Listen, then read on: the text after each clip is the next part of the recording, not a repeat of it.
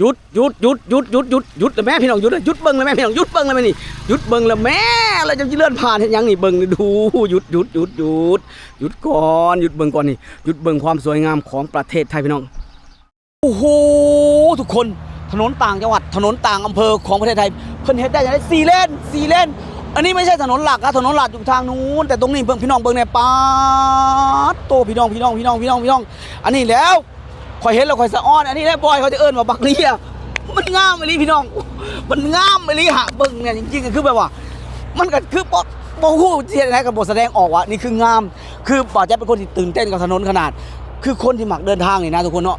แล้วก็คนที่แบบไปหันมานี่เราจะเห็นเราจะรับรู้เฮ้ยตรงนู้นสวยตรงนี้น่ารักอะไรเงี้ยเรารู้หมดเลยแล้วเราพอเรากลับบ้านไปบางอย่างเฮ้ยความก้าวหน้าที่เรานำเสนอนี่เราอยากให้มันเกิดขึ้นในบ้านเราจริงๆเลยนะหวังว่าวันหนึ่งจะมีโอกาสแต่เราก็ไม่รู้ว่าตอนไหนแต่ก็ไม่เป็นไรครับทุกคนวันนี้เวลานี้เนี่ยผมจะมาชื่นชมสิ่งที่เพิ่นมีก่อนแล้วเพิ่นให้เฮาเบิ่งให้เฮาถ่ายได้ให้เฮานำเสนอได้โอ้คลิกผมบอกแจ๊บบางครั้งนี่ก็ไปฮอดต่างประเทศได้พี่น้องได้พอมีคนไทยคนลาวอยู่ต่างประเทศเคยคอมเมนต์มาอยู่บอกแจ๊บเองก็ดีใจนะ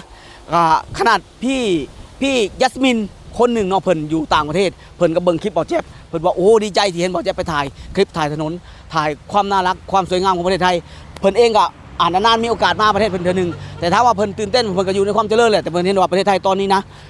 มันขึ้นไปเทียบเท่ากับประเทศในยุโรปเลยหลายจุดหลายหม่องหลายบอนพื้นที่ตรงนี้อยู่ที่อำเภอสุวรรณภูมิเนาะน่าจะเป็น100 นะบอกข้อมูลจากบาโบเนาะอีกทางหนึ่งจะไปยโสธรแต่ตอนนี้เขาอยู่ในพื้นที่ของสุวรรณภูมินะครับทุกคนโอ้ดูป้ายนี่พี่น้องเบิ่งป้ายนี่ป้ายนี่ก็มีความพิเศษได้พี่น้องเลยป้ายนี่เขาแนมใกล้ๆนี่คือผู้ใหญ่ปันไดแต่เขาก็เห็นตรงซื้อชัดเจนนะเขาแนมใกล้ๆก็เห็นปะเนี่ยไปทางนู้นคือยโสธรตรงนี้อำเภอสุวรรณภูมิตอนแรกผมจะคิดว่าสุวรรณภูมินี่อยู่กรุงเทพแต่โอ้อยู่100นี่มีสุวรรณภูมิแบบเป็นอำเภอหนึ่งเนาะทุกคนเนาะโอ้โหพี่น้องเบิ่งนี่แหละนี่คือประเทศไทยทุกคนเนาะนะมีหนุ่มลาวคนหนึ่งเนาะบอแจ๊บอยากบอกนะทุกคนหนุ่มลาวคนหนึ่งนะกับบอกคนนี้สื่อเพิ่นเลยกันบอแจ๊บก็เคยทำคลิปเพิ่นไปเลยล่ะเพิ่นให้เนาะว่าไอ้พวกที่ไปอยู่ประเทศไทยเลยอวยไทยเนี่ยต้องการหยังนะอวยเห็นหยังอวยเผื่อหยังเห็ดไอ้คนลาวเสียหน้าเห็ดไอ้คนลาวนี่เสียสื่อเสียงเสื่อมเสียใส่คำนี้เลยเนาะเพราะฉะนั้นบอแจ๊บแค่อยากบอกว่าอันนี้คือการชื่นชมในความเจริญให้เป็นแนวทางให้เป็นแบบอย่างบอแจ๊บคิดว่าเป็นต้นแบบได้ตรงนี้เป็นทางของหมู่บ้านได้นี่ทางหมู่บ้านได้ไงบ่โบนี่บ่เป็นทางไอ้ไปตัวเมืองได้บ่นี่บ้านหนองทับไทยแล้วก็บ้านหนองหมื่นฐานบ้านหนองหมื่นฐานก็คือบ่แจ๊บบ่เคยมาเลยทุกคนเนาะแต่ว่าถ้าคำว่าบ้านไม่ใช่อำเภอแน่นอนเนาะทุกคนคือถนนของหมู่บ้านเฮ็ดขนาดนี้บ่ให้ชมบ่ให้ย่องใช่ได้พี่น้องนะการชมการย่องบ่แจ๊บคิดว่าบ่มีหยังที่จะเฮ็ดให้มีบ้านเฮาเสื่อมเสียพี่น้องเพราะว่าเฮานำเสนอหลักความจริงเฮาบ่ได้ไปเบียดเสียดสีแล้วก็ไปเว้าไปดูถูกบ้านตัวเองมันบ่มีหยังที่ต้องดูถูกเนาะนะเฮาจนแต่เฮาต้องยอมรับตามความจริงว่าเฮาจนการที่เฮาเว้าหยังด้วยความสุจริตใจมันก็บ่ได้เป็นความผิดทุกคนเนาะอันนี้บ่จะขออธิบายเรื่องหนึ่งเนาะทุกคนได้ถึงเรื่องของกับคำว่าดูถูกบ้านเจ้าของแล้วคือว่าการที่เฮาถ่ายคลิปสมมุตินะบ่จะถ่ายคลิปในประเทศไทยบ่ได้เอาไปด้อยค่าประเทศตัวเอง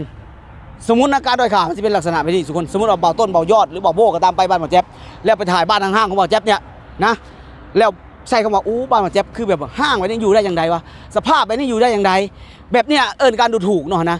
บ่อายหมู่บ่จังซี่นะอันนั้นการดูถูกแต่เวลาบ่าโบไปถ่ายปุ๊บแล้วเห็นสภาพทุกอย่างเลยบ้านห้างบ้านยังแล้วแต่บ่าโบก็เว้าตามความจริงตามบ้านเฮาก็แบบนี้แหละการชีวิตมันอยู่แบบนี้แหละทุกคนก็บ่ได้ห่างบ่มีเนาะแบบนี้ถือว่าเป็นการดูถูกนะเป็นการเว้าตามความจริงเลยด้วยความสุจริตใจนะแล้วก็เฮาพร้อมที่จะพัฒนาบ่เฮาพร้อมที่จะยอมรับในความจริงบ่นะอันนั้นต่างหากแต่บางคนน่ะคือแบบบอดี้กับบ่ให้เว้าหรือว่าบ่ให้นำเสนออย่างเลยย่านคนอื่นเห็นอันนั้นบ่ได้ดอกพี่น้องเนาะคือประเทศไทยนี่ก็บ่จะบ่ได้อวยนะเอาจริงนะถ้าอวยเนี่ยไม่ดีก็บอกว่าดีถนนเส้นนี้สมมุตินะถนนเส้นนี้กี่ไร่คู่คราบ่จะบอกโอ้งามโอ้ประเทศไทยดีไปหมดเลยอันนั้นอวยแต่อันนี้งามบ่ให้เบิ่งเลยอันนี้ถ้าเว้าตามความจริงจะว่างามประเทศงามบ่นี่คือทางหมู่บ้านเขตงามยังขนาดนี้นะแล้วสิบ่ให้เว้างามกับบ่ได้เด้พี่น้องนะอันนี้คือการนำเสนอแต่บางอย่างบ่จะเป็นเพื่ออรรถรสบ้างยอมรับเพื่ออรรถรสก็มีแต่ว่าคืออรรถรสในการรับชมแต่ว่าความจริงมันก็ปรากฏนะทุกคนมันไม่ได้ว่าเกินความจริงนะว่านี่คืองามแท้บ่สำหรับบ่แจ๊บบอกเลยว่านี่คืองาม คือมันงามเกินคำว่าเข้าหมู่บ้านถ้าไปอำเภอบอหรือว่าถนนเชื่อมจังหวัดบออันนี้อะบ่แจ๊บก็สิบ่ตื่นเต้นซ้ำนี่เนาะทุกคนแต่ว่าเพราะว่าหมู่บ้านแล้วมีไห้มีหน้าไปเนี่ยมันตื่นเต้นตรงนี้เพิ่นก็สิให้เบิ่งตรงให้บ่ตรงไห้ตรงหน้าต้นไม้เพิ่นก็โอ้โหนี่เห็นบ่พี่น้องอันนี้คือความอุดมสมบูรณ์ของประเทศไทยทุกคนเนาะป้ายเนาะทุกคนป้ายอันนี้ทุกคนก็น่าสิฮู้เนาะไปอีหยังล่ะ ป้ายอีหยังแต่ว่าบ่แจ๊บอาจสิบ่ได้ฮู้ถ้าจากการสังเกตอาจจะเป็นช่วงถนนอาจจะมีกว้างมีแคบเนาะ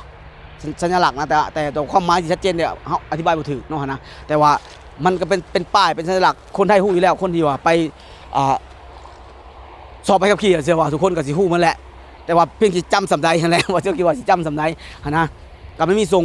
ช่วงที่บอกตรงนี้มันกว้างเด้ไปนู่นก็สิแคบเขานะสิเหลือ2เลนแต่อันนี้มันเป็น4เลนเนาะเป็นถนน4เลนแต่เพิ่นเฮ็ดงามแบบนี้เกือบทุกหม่องเลยพี่น้องคือเป็นหยังว่าอยากชื่นชมก็คือว่าไปตามหมู่บ้านพยายามสังเกตเหมือนกันแหละบอกจะว่าตรงไปกับบอโบนี่คือบางครั้งนี่เฮาตั้งใจไปเลยแหละไปเบิ่งว่าแต่ละหมู่บ้านเพิ่นสิเฮ็ดได้ขนาดนั้นอีหลีบ่ปรากฏว่าทุกคนคอนกรีตกับลาดยางนี่ทุกซอยเลยนะกูมือนี่นะคือแต่ก่อนภาคอีสานนี่บอกจะบอกเลย26ปีที่แล้วบอกจะเคยมาอยู่หนองคายมาอยู่มัน6เดือนคืออยู่6เดือนอยู่หนองคายแล้วตอนนั้นบึงหงลงเขาเอิ้นหยังบึงการน่ะยังบ่ทันเป็นบึงการเด้ยังเป็นหนองคายอยู่บ่ได้มีคอนกรีตทุกซอยนะบอกจะบอกเลยบ่ได้ถนนลาดยางบ่ได้ทุกซอยคือถนนไปหมู่บ้านบางบ่อนยังมีลูกลังบอกจะบอกตรงเลยเนาะนะตอนนั้นรอเสารอทอบอกจะไปส่งของนำลูกพี่นี่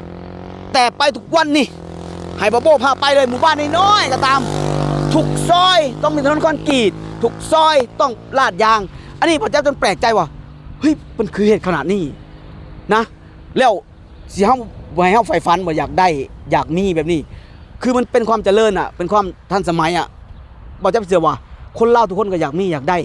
แต่ว่าการนำเสนอด้วยเขาเอิ้นด้วยบ่แม่นอคติอ่ะนะบ่จะคิดว่าเป็นสิ่งที่ดีบุคคลที่จะมาต่อว่ากันนะถ้าเกิดเจ้ามีวิธีการใดแล้วแต่สมมุติ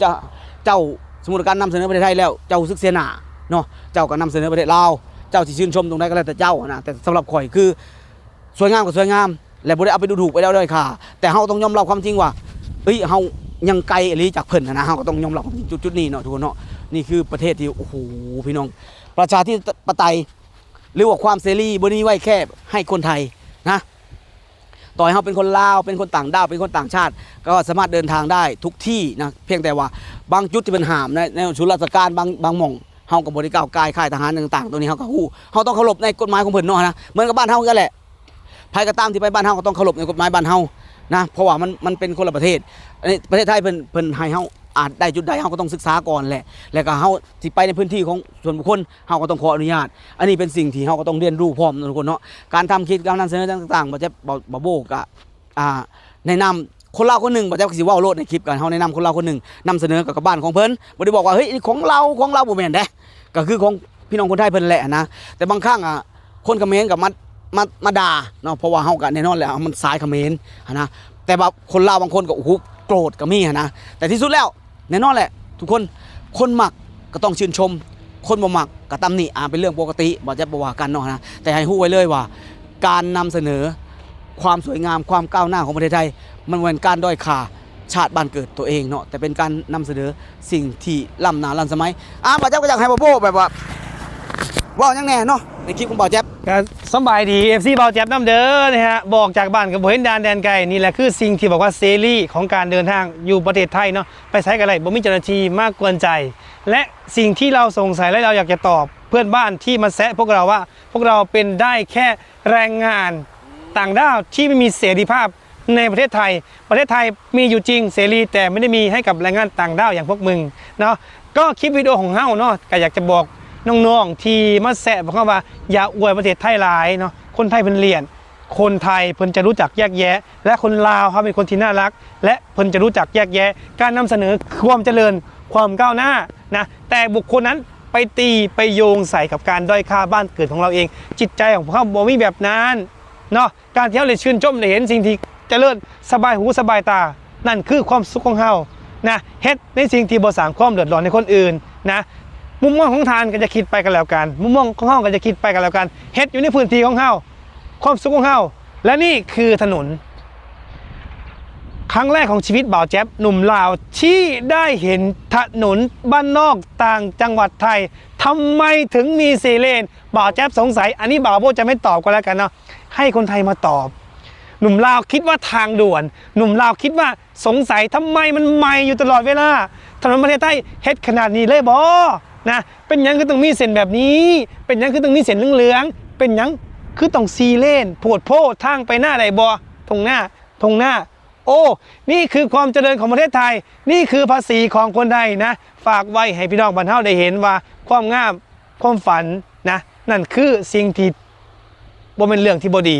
เฮาเฮ็ดในสิ่งที่ดีให้คนไทยเฮาชื่นชมเฮาว่าเฮายังมองประเทศไทยได้แง่ดีบ่แม่นว่าเฮามาอยู่ประเทศไทยเสียเฮาไปเฮ็ดในสิ่งบ่ดีนั่นบ่